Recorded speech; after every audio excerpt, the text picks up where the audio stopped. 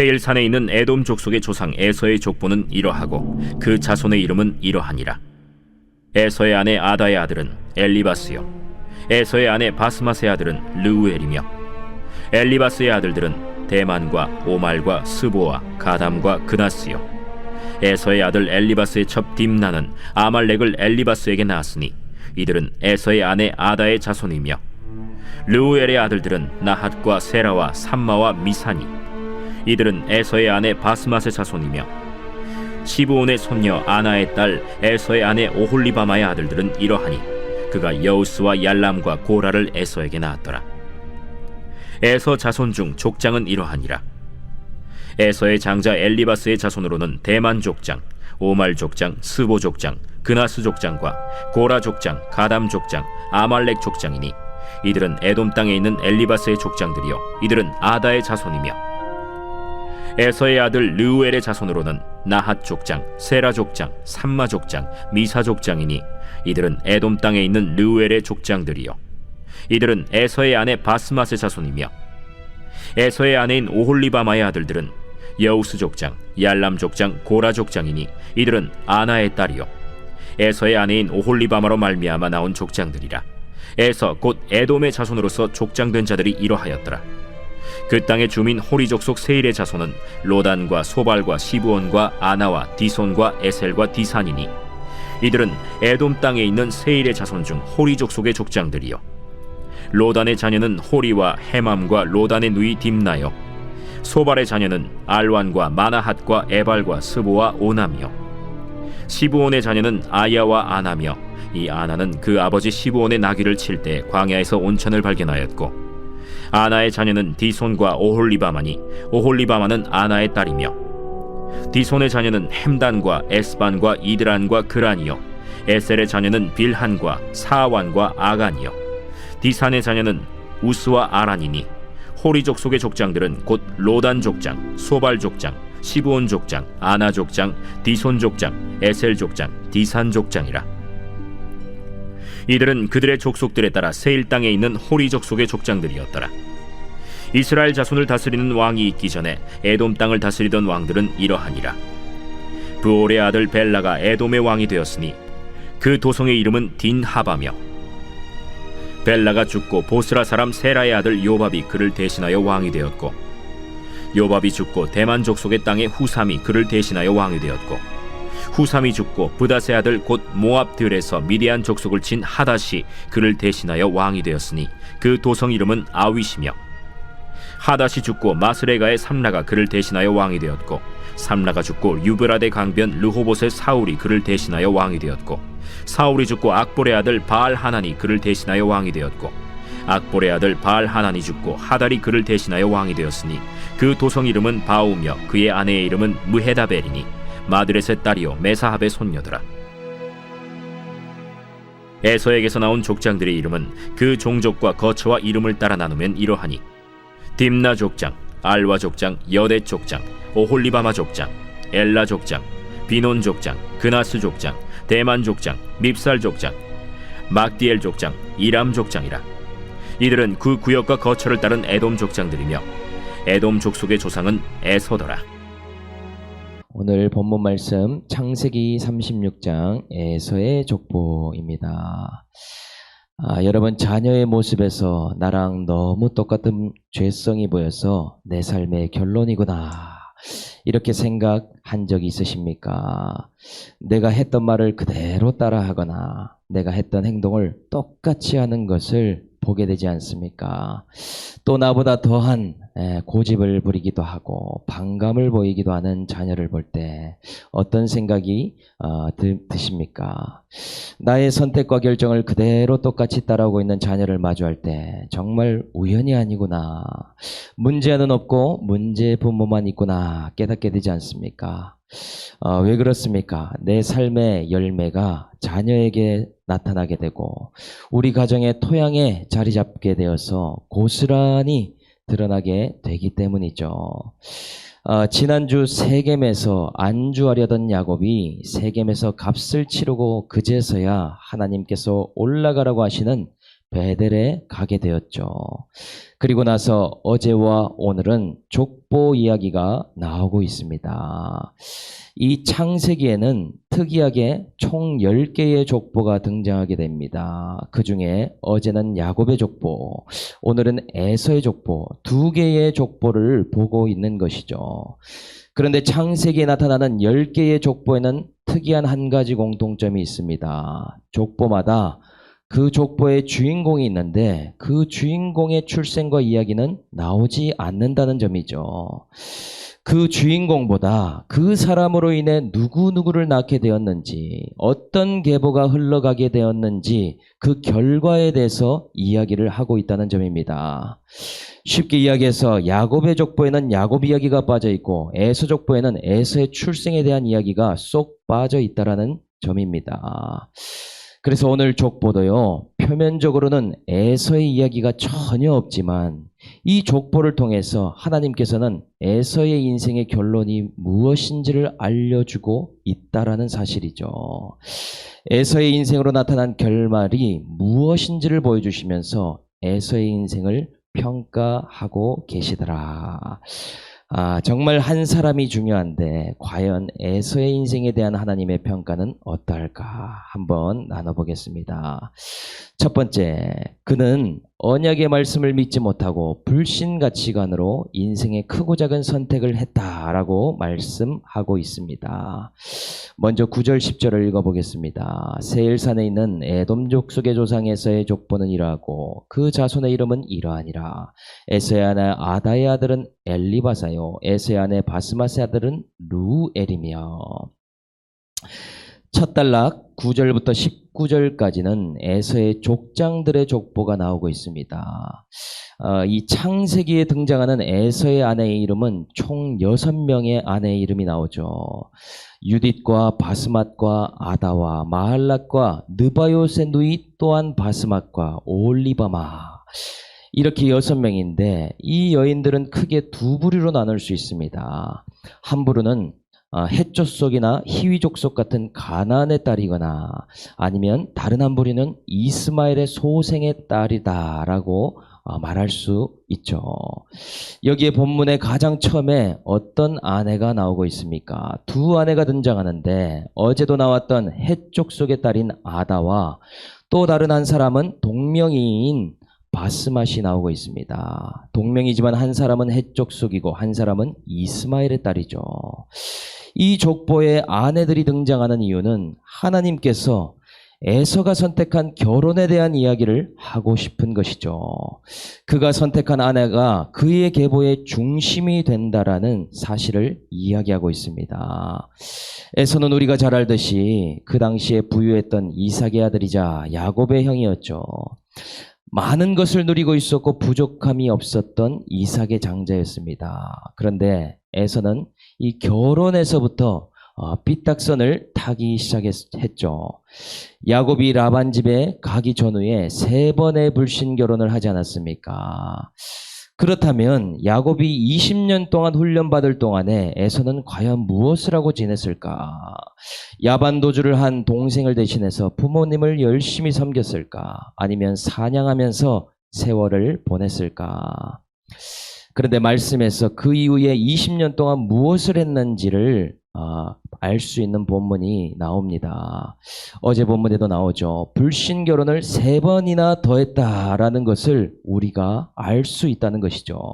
어제 말씀에도 에서가 아다와 오홀리바마와 바스맛이라는 아내를 맞이하면서 불신 결혼을 3번씩이나 더 했다. 그렇게 총 6번의 결혼을 했다라는 것이 나오고 있다라는 것이죠.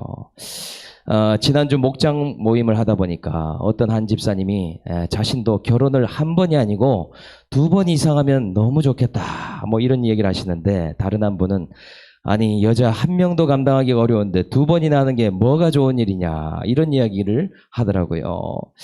에서는 6번이나 했는데 이 모두가 불신 결혼이니 어찌하면 좋습니까? 에서는 가나안 여인과 불신하는 불신결혼하는 것에 대해서 아무렇지 않게 생각했습니다. 그것도 불신결혼 3번 하고 실패했다면 신결혼을 생각해야 되는데 불신결혼을 또다시 3번이나 더 했다라는 얘기를 하나님께서 하고 싶어 하신다는 것이죠. 에서는 누구랑 하면 어떠냐, 몇 번을 더 한들 그게 중요하냐, 주변에 가나안의 딸들도 많은데 헷족속이든 희위족속이든 내가 좋아하고 사랑하면 됐지, 내가 마음에 들면 괜찮은 거지, 이런 생각을 가졌다는 것이죠. 이런 마음으로 불신결혼하면서 큰 문제들이 생기지 않았습니까?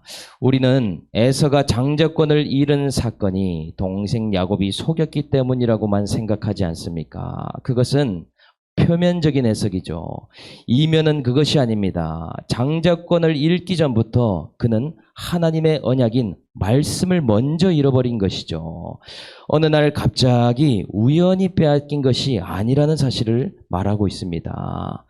자신이 분명 장자권을 갖고 있고 약속의 자녀라고 믿었지만 실제 그것을 얻으려면 배우자를 얻는 문제에서도 말씀을 따라가야 했는데 그의 선택 자체가 불신앙을 반증하고 있더라라는 사실입니다. 그러니 에서는 신앙의 문제와 선택의 문제를 별개로 보았습니다. 믿는 것과 결정을 따로 보았다라는 것이죠. 그 결과가 어떻습니까? 결국 축복 기도를 받지 못하고 완전히 잃게 되는 사건이 온 것 아닙니까? 그렇다면 에서는 왜 이렇게 불신 결혼을 계속해서 하게 되었을까? 그때의 가나안 땅은 바알과 아세라 우상으로 꽉 차 있었습니다. 바알과 아세라 상은 풍요와 다산을 주는 짝으로 이렇게 우상으로 짝 우상이었습니다. 다른 말로 돈과 음란이라고 할 수 있는 것이죠. 이 우상, 돈이라는 우상과 음란이라는 우상이 기쁨과 쾌락을 줬지만 이 두 우상의 공통점은 비인격적인 우상이라는 점이었습니다. 에서는 인격적인 하나님이 아니라 비인격적이면서 기쁨을 주는 바알과 아세라 우상을 받아들였습니다. 그러니 하나님의 언약을 통해 어떤 믿음의 훈련을 받아야 하는지 관심이 없습니다. 자신을 통해 어떤 믿음의 후사들이 일어날지에 대해서 그것이 별로 중요한 일이 아니라는 것입니다. 저와 여러분들이 창세기를 되돌아보면서 하나님의 언약이 어떻게 흘러가는지 보지 않았습니까? 결코 인간적인 방법으로 흘러가질 않죠. 왜 하나님께서 아브라함의 후사로 양자와 같은 엘리에셀을 허락치 않으셨습니까? 하나님은 오직 사라의 몸에서 얻은 아이여야 약속의 자녀다 인정하신다라고 말씀하셨기 때문입니다. 그러니 여종 하갈에서 낳은 이스마엘도 안 되는 것이죠. 오직 사라의 태로부터 난 자 이삭이어야 된다는 것이죠.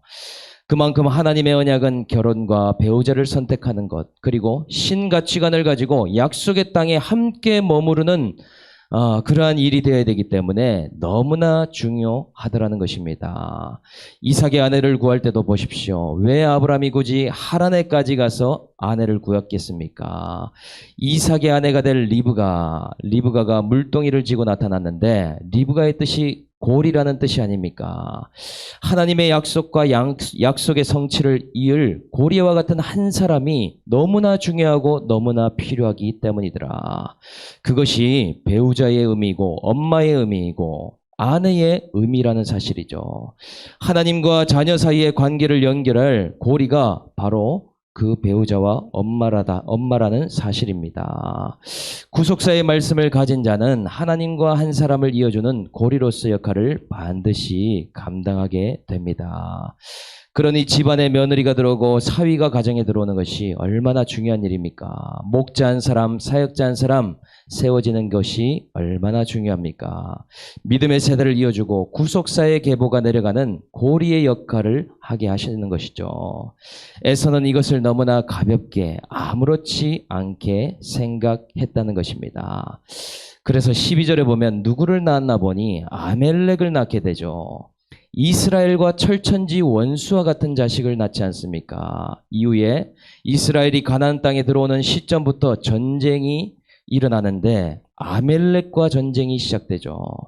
하나님의 언약의 길을 방해하고 대적하는 일을 하는 역할을 하는 것이 아말렉이라는 사실입니다.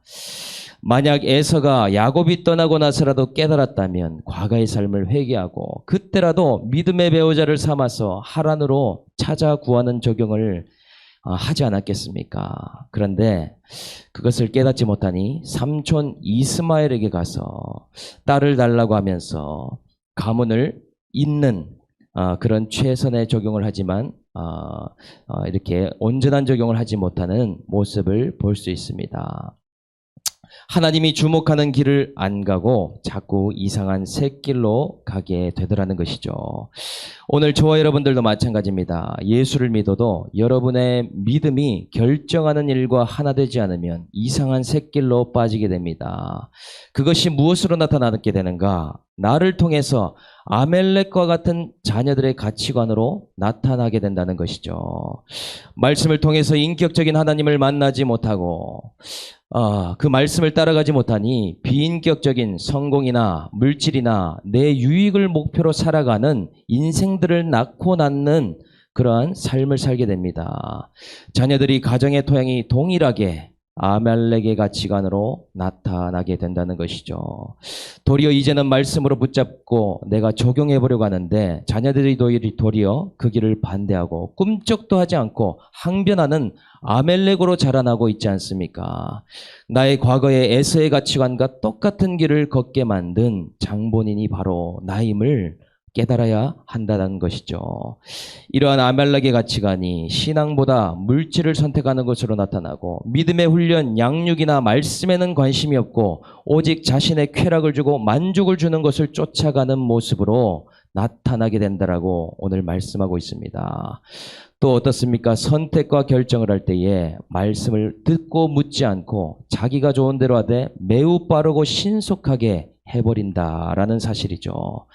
그것에 대한 대가는 어마어마하다. 이 불신결혼이 문자적으로 불신결혼이라고 말할 수도 있겠지만 영적인 의미는 하나님의 약속의 말씀보다 더 앞에 두는 모든 것을 의미합니다. 무엇인가를 잃어버리기 전에 하나님은 반드시 사인을 주시고 큰 손실이 오기 전에도 기회를 주고 계신데 그것을 보지 못하고 가나안 딸들처럼 내 마음에 들면 되지. 그게 무엇이 중요하냐. 말씀에서 벗어난 것을 쫓게 되고 있지 않습니까? 오늘 저와 여러분들은 신가치관을 가지고 약속의 말씀을 붙들면서 모든 선택과 결정을 행할 수 있기를 주님의 이름으로 축복합니다. 두 번째는 자신이 가진 소유와 자기 취향을 최우선으로 사는 인생이었다라고 평가한다는 점입니다. 20절, 21절에 보니 그 땅의 호리 족속 세일의 자손은 로단과 소발과 시브온과 아나와 디손과 에셀과 디산이니 이들은 에돔 땅에 있는 세일의 자손 중 호리 족속의 족장들이요. 이 땅에 호리 족속이라는 민족이 이미 살고 있었다라고 말합니다. 그러니까 에서가 오기 전부터 이미 그 지역에 있는 부족민이 있었다라는 것이죠. 호리 족속과 에서의 자손들이 병합되게 되는데 그 이전에 있었던 세일의 3대 손을 이 두 번째 단락에서 기록해 놓고 있습니다. 에돔 족속은 하나님의 언약을 받은 민족인데 세일산에 들어가서 호리 족속과 혼인하며 한 민족이 되었다라는 것을 말하고 있죠. 그나마 남아있던 하나님의 정체성도 완전히 사라지게 되었다는 얘기를 지금 하고 있습니다. 그렇다면 우리는 한 가지 생각해 볼 만한 점이 있습니다. 에서는 야곱이 없는 20년 동안에 가나안 땅에서 터와 기반을 잘 잡고 있었는데 왜 그 땅을 떠나고 굳이 세일산으로 들어가서 살게 되었을까 하는 의문점이 있습니다. 여러분 생각해 보십시오. 평지보다 산에 거주하는 것이 얼마나 힘든 일입니까? 아무리 자연이 좋아도 그곳은 이동도 불편하고 힘들지 않습니까? 그리고 사람이 없는 곳도 아니고 주민이 이미 있는 곳에 굳이 들어가 또 적응하는 것이 얼마나 피곤하고 힘든 일입니까? 그 많은 가축들과 짐승들과 처자식을 데리고 산으로 들어갔다는 것이 잘 풀리지 않는 미스테리라는 것이죠. 그렇다면 어제 본문의 단서가 될 만한 것을 찾아봅니다. 어제 본문에 뭐라고 기록하는가? 야곱과 에서 이 두 사람이 소유가 풍부하여 함께 할 수 없었다. 이런 말을 기록하고 있죠.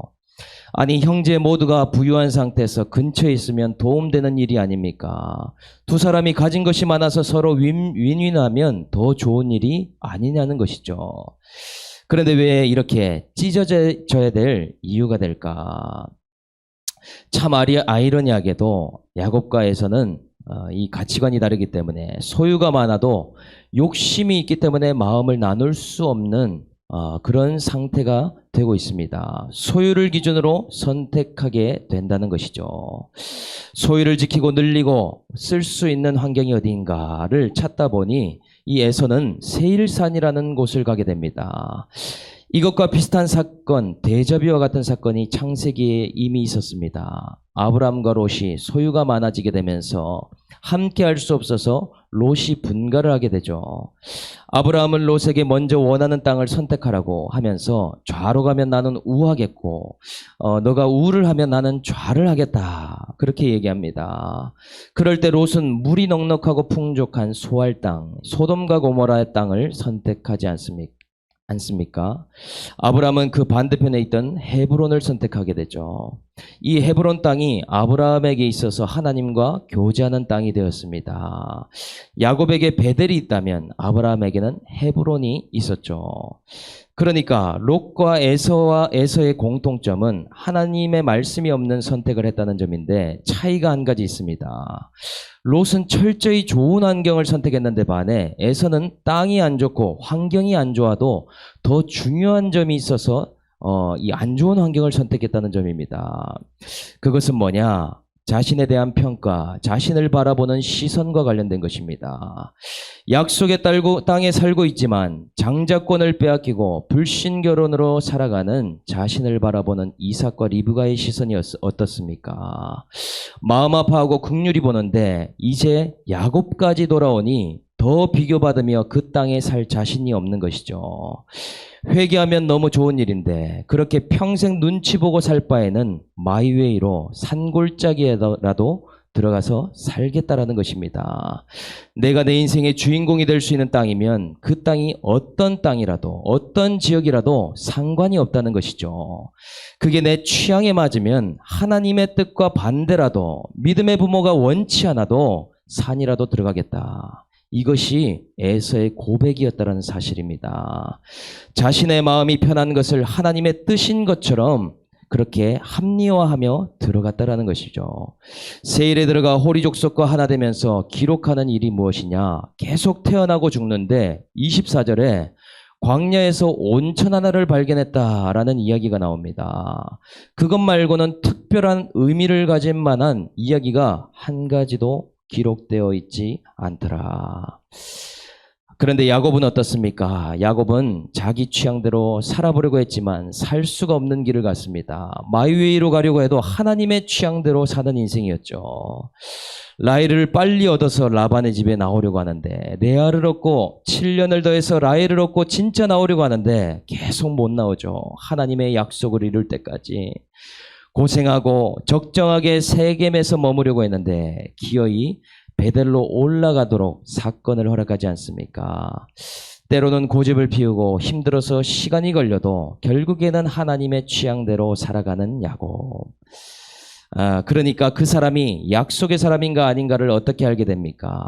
그 결말이 약속의 땅을 떠나는가 머무는가로 알 수 있는 것이죠. 에서의 자녀들은 약속의 땅 가나안에서 태어났지만 결국은 세일산으로 점점 들어가게 되는 것이고 야곱의 자녀들은 밧단 아람에서 하란에서 태어났지만 점점 가나안 땅으로 들어오게 되는 기이한 현상을 오늘 기록한다는 것입니다.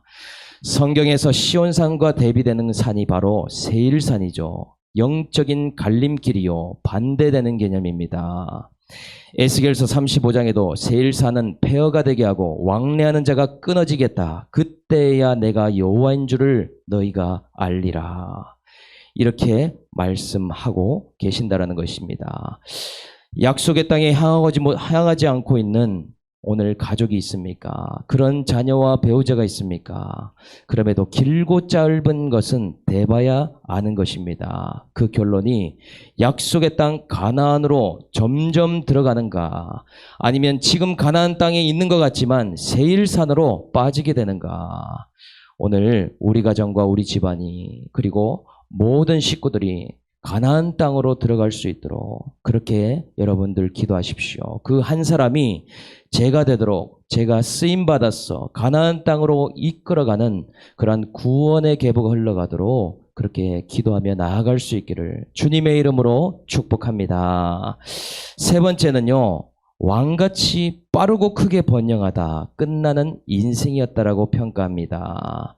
31절에 보니까 이스라엘 자손이 다스리는 왕이 있기 전에 에돔 땅을 다스리던 왕들은 이러하니라. 에서가 만든 나라가 얼마나 진취적이고 빠른 문명이었는지 나오고 있습니다. 에돔의 왕정 체제는 이스라엘보다 850년이나 앞섰다라고 역사에 기록하고 있습니다. 하나님은 왕을 세우는 것을 그리 기뻐하지 않았지만 세상적으로 보면 에돔은 아주 뛰어나고 빠르고 대단한 모습을 오늘 나타내고 있죠. 이것이 또한 에서의 특징이 아니었습니까? 에서는 상남자에다가 털이 북실북실하고 마음만 먹으면 큰 사냥감을 잡아오는 멋진 가장의 모습이었죠. 그때 가장의 역할은 집안 식구들을 잘 먹여 살리면 되는 것인데 큰 사냥감을 잡아와 칼로 가죽을 벗기고 피가 뚝뚝 떨어지는 고기를 썰어서 요리까지 하는 에서의 모습이니 얼마나 멋지고 대단합니까? 나이스하고 보기 좋고 모두가 부러워하고 흠모할 만한 모습이죠. 다른 말로 하면 왕의 모습이지 않습니까? 그런데 야곱은 어떻습니까? 장막을 뜨개질하고 고기나 사냥감은 잡아올 수도 없는 사람, 살아있는 채로 죽이거나 가죽을 벗기거나 이런 것을 상상할 수 없는 사람이었죠. 에서의 후손은 에돔의 이 왕들 그리고 이 에서의 모습과 많이 닮아 있습니다. 31절 이후로 왕들의 이름이 수두룩하게 나오고 있죠. 하나님 없는 민족의 특징이 무엇입니까? 왕 이름만 나열되다가 끝나게 되죠. 왜 그렇습니까? 하나님을 왕으로 모시지 않으니 스스로 왕이라 자처하다가 끝나는 인생이라는 것을 기록하고 있습니다. 그들이 한 일은 오늘 말씀에 보이는 것처럼 그냥 현 왕이 죽으면 대신해서 왕이 되는 것, 그것밖에 한 일이 없다라고 말씀하고 있습니다.